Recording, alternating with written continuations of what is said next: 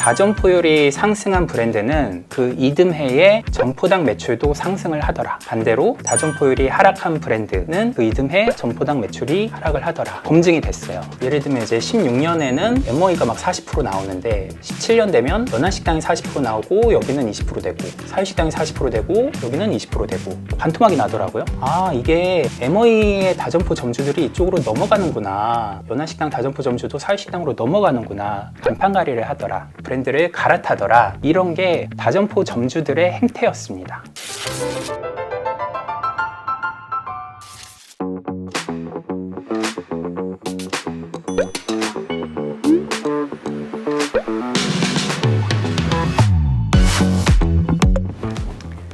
안녕하세요, 창토의 노수욱입니다. 지난 시간에는 미국의 자영업 생태계와 우리나라의 자영업 생태계 공통점과 차이점에 대해서 말씀드렸고요. 그럼 오늘은 우리나라의 다점포 점주가 도대체 과연 얼마나 있는가, 그리고 이분들은 도대체 어떤 사람들인가에 대해서 제가 처음으로 데이터화를 했습니다. 우리나라의 주요 프랜차이즈 한 100여 군데에 10년 동안 너네 가게 2개 이상 운영하는 분들 몇 프로나 있어, 수백 명을 인터뷰를 해서 저희 창토계 장사 고수로도 모시고 기사를 써왔습니다. 과연 한국형 메가 프랜차이즈는 어떤 모습인가, 얼마나 되는가에 대해서 하나씩 말씀을 드려보겠습니다. 제가 다점포 점주에 관심을 갖기 시작한 게 2015년이었어요. 이때 미니스톱에 홍보 팀장님하고 이제 미팅을 하다가 질문을 드렸어요. 미니스톱은 CUGS, 세븐일레븐에 비해서 브랜드력이 좀 약하니까 점주들이 좀 아쉬워하지 않느냐? 아니요? 저희 미니스톱 10개 이상 하는 분도 있어요. 정말요? 저는 그때까지만 해도 1점주 1점포가 당연하다고 생각을 했거든요. 그런데 1점주 다점포가 있더라. 저는 이게 너무 신기했어요. 그래서 그 다음 주에 주요 프랜차이즈 한 50여 개의 전화를 싹 돌렸죠. 제가 공식을 만들었어요. 전체 가맹점 수분의 다점포 수 곱하기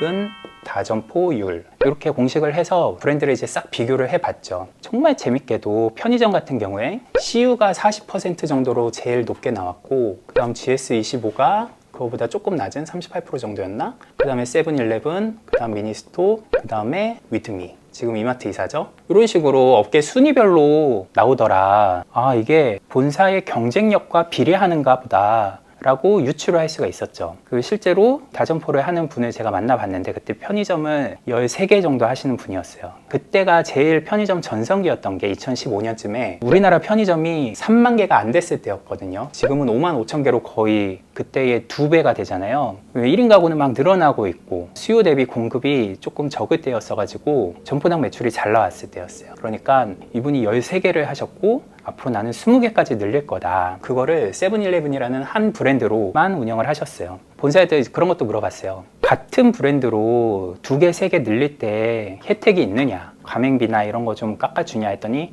다 있대요. 특히 그때 팝타이스 같은 경우는, 그때는 이제 가맹 사업을 했었는데 장비나 인테리어나 이런 것까지 다 해가지고 2호점 출점할 때 최대 1억 원어치를 지원을 해줬어요. 이렇게 추가 출점을 유도를 하더라. 그러면서 충성도 높은 다점포 점주들을 늘리려고 하더라. 보통 잘 나가는 브랜드는 한 20에서 40%대 정도 나왔습니다. 여기까지 첫 번째 조사였고, 그 다음에 2016년이 됐어요. 1년이 지났으니까 다점포율이 어떻게 달라졌을까 궁금해서 또 한 번 더 조사를 했어요. 그때는 훨씬 더 많이, 한 80개 브랜드 정도에서 답을 받았고, 그랬더니 되게 재밌게도 다점포율이 휙휙 바뀌더라고요. 전년 대비. 뜨는 업종에서는 다점포율이 늘어나고, 지는 업종과 브랜드에서는 다점포율이 감소를 하더라. 예를 들면 편의점 같은 경우에 편의점이 1년 사이에 그때 5,000개 이상이 확 늘어났어요. 거의 하루에 10개 이상씩 늘어난 거죠. 그랬더니 다점포를 하시는 분들도 줄었더라고요. 경쟁점이 늘어나니까 점포당 수익이 악화가 됐겠죠. 그래서 이런 거는 지는 업종,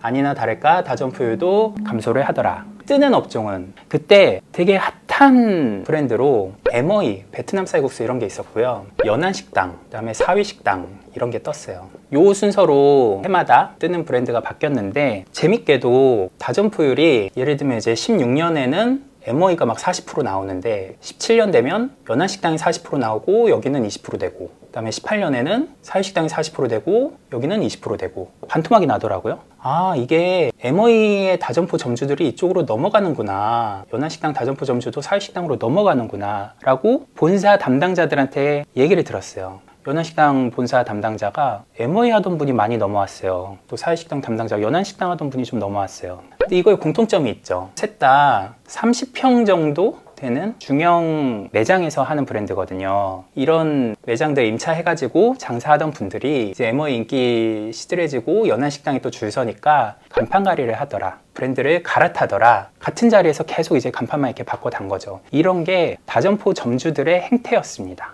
되게 트렌드에 민감하고 수익을 극대화하기 위해서 뜨는 브랜드로 이제 적극적으로 브랜드를 갈아탔던 거죠. 제가 이걸 가지고 한국노동연구원의 박사님들하고 일종의 논문을 하나 썼어요. 최근 한 5년 사이에 다점포율이 상승한 브랜드와 하락한 브랜드, 다점포율과 정보공개서상의 점포당 매출을 비교를 해봤습니다. 그랬더니 다점포율이 상승한 브랜드는 그 이듬해에 점포당 매출도 상승을 하더라. 반대로 다점포율이 하락한 브랜드는 그 이듬해 점포당 매출이 하락을 하더라. 이런 게 유의미한 상관관계가 있다라고 박사님들이 이제 회귀 분석을 해본 결과 검증이 됐어요. 이 말은 무슨 말이냐? 다점포 점주들이 트렌드를 미리 읽고 트렌드를 선행해서 투자를 하고 점포 정리를 한다는 거죠. 장사 잘 될 것 같은 브랜드에 미리 들어가서 추가 추첨해서 막 장사하고, 그다음에 장사 안 될 것 같으면 빠져나온다는 거죠. 미리 생경 점주들보다 먼저 들어갔다 먼저 나온다는 거예요. 이게 우리나라의 다점포 점주들의 행태입니다. 미국이나 일본도 다점포 점주들이 많이 있거든요. 메가 프랜차이즈도 있고. 그런데 우리나라처럼 이렇게 역동적으로 매년 이렇게 크게 다점포율이 바뀌지는 않아요. 그만큼 우리나라 이제 트렌드가 빨리 바뀐다는 거죠. 그래서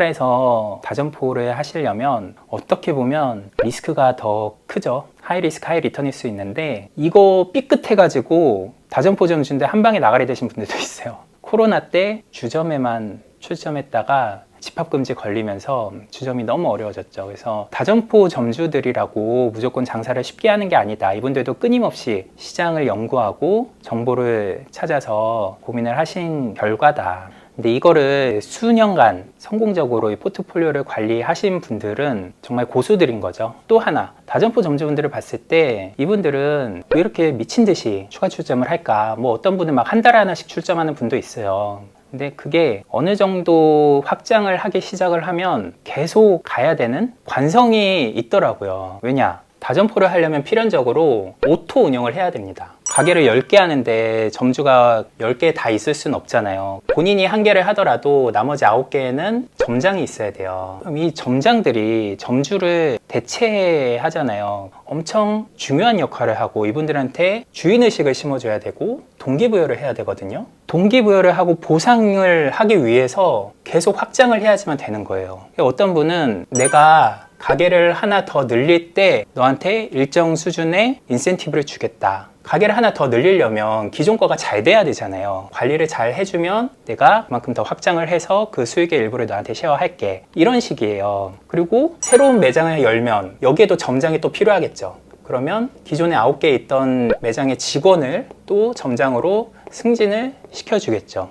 이런 식으로 직원 관리를 위해서, 직원에 대한 보상을 위해서 계속 확장을 해야 되는 거죠. 다점포를 하는 분들은 뭔가 약간 쫓기는 느낌이에요. 그거는 경영의 영역으로 이제 넘어가는 거죠. 자영업에서. 회사가 계속 운영이 되려면 끊임없이 수익을 내고 성장을 해야 되니까요. 그런 인센이 없으면은 시스템이 단번에 무너질 수 있습니다. 가게 열심히 해도 여기서 승진도 못 하겠고, 점장도 못 될 것 같고, 뭐 이러면 또 이탈할 수 있는 거죠. 제일 바람직한 모델은 부산에서 육안의 닭갈비를 한 5개 정도 하신 김봉재 사장님이라고 있어요. 다점포 점주로서의 좋은 모델을 보여주시는 것 같아서. 왜냐면 이분은 육안의 알바부터 시작해가지고 육안의 직원, 점장, 점주, 그리고 다점포 점주까지 계속 성장을 하신 분이세요. 그리고 본인이 다점포를 하면서 직원들을 가르쳐가지고 이 직원들도 이 루트를 밟도록 적극적으로 지원을 하시는 분이세요.